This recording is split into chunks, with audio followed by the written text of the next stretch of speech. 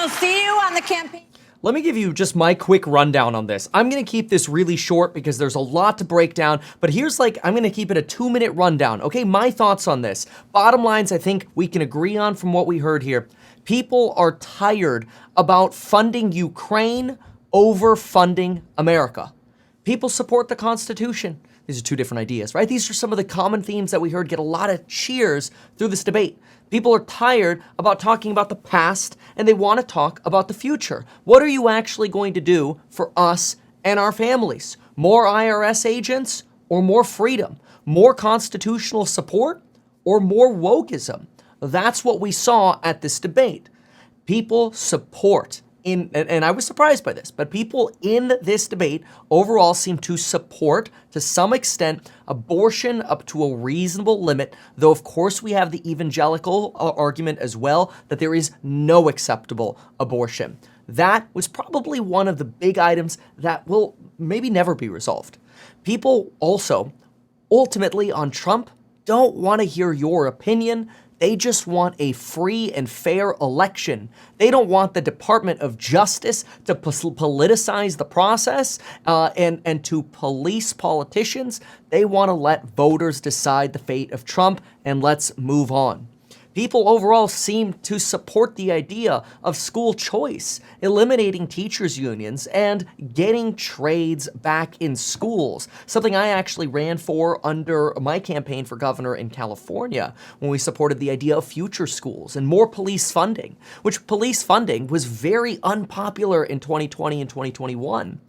But I was one of the first to make the argument that we should be funding our police, not defunding it. And that was actually something that got a lot of applause during this debate here as well. People also want to focus on the individual visions for the future. And I have to say, as much as I disagree with some of the stuff that Vivek has done in the past, some of it which in my opinion could be borderline, I'm not going to use the word, like the F word, okay, there's this. Watch my videos on it, yeah? There's something on Vivek's background I'm not very happy about. But I will say, he won a lot of applause. He was very strong. He came across as supporting Trump, but moving on from Trump. Pardon Trump to move on to the next generation.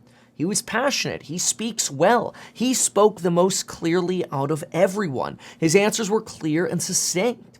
He made a very clear answer, or gave a clear answer on almost everything.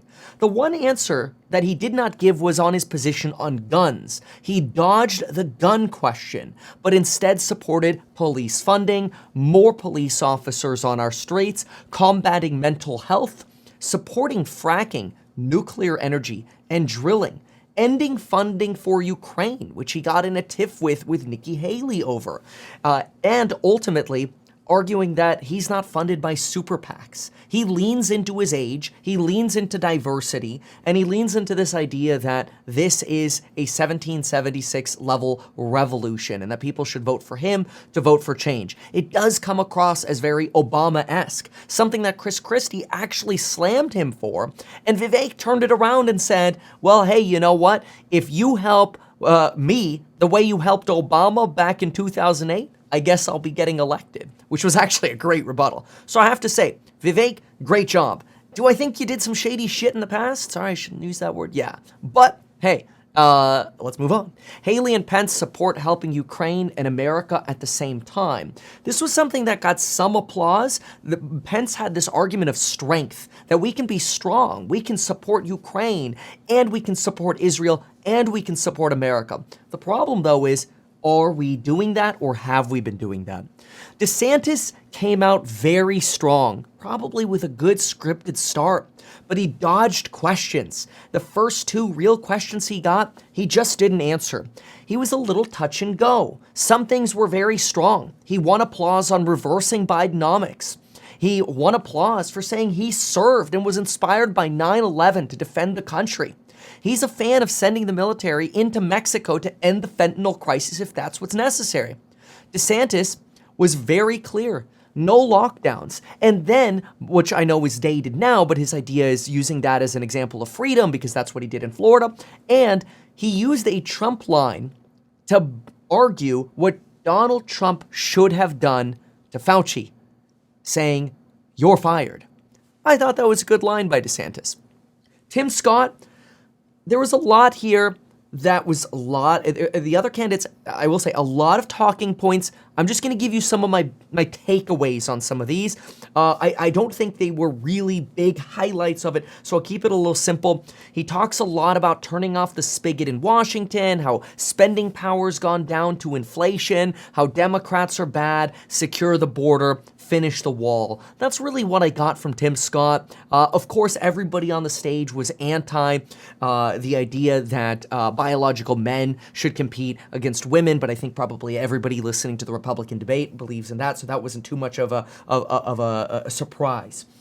We had Christie, by the way, got completely destroyed for bashing Donald Trump. If you want to lose votes, apparently, this is here, it's not my opinion, I'm just observing this, okay? Well, I guess that is my opinion, but I'm making an observation that if you want to lose votes, you bash Donald Trump.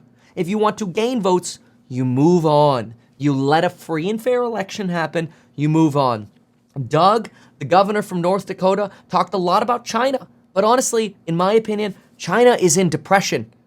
They are not going to be doing much anytime soon. They've got their own problems to deal with right now. That's not to say we need to ignore China, but it does give us in America an opportunity to build our strength. So that's what I believe. That's my opinion. So I actually don't think the China argument that Doug took helped him out much. It kind of made it easy to forget about Doug. Similar to Hutchinson. Okay, we heard he works for the DEA, but we didn't really get salient, clear messages. And the one message that was clear above all was that people want a new government. They're not sure who's really running today's government. They're frustrated about Biden's inflation. But I will tell you this, as somebody who studies the economy every single day, we are probably going to be at low levels of inflation come the 2024 election. Now, prices of everything are still going to be 20 to 30% higher than they used to be. That is realized inflation. But they will probably stop rising. Knock on wood. Let's hope for that. But that's probably not the best argument to fight Biden on because it may fall flat when inflation falls. If you like this, make sure to subscribe. We're going to jump into watching more of Donald Trump and Tucker's interview now. Watch the channel for a lot more political coverage. If you like the way I explain things, check out my courses on building your wealth. They're very affordable. You can email us at staff@meetkevin.com for bundles.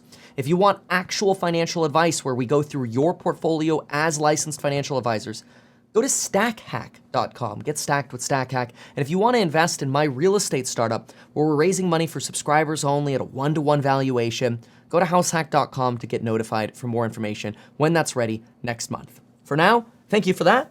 And let's get into what Donald Trump has to say in the rest of his interview.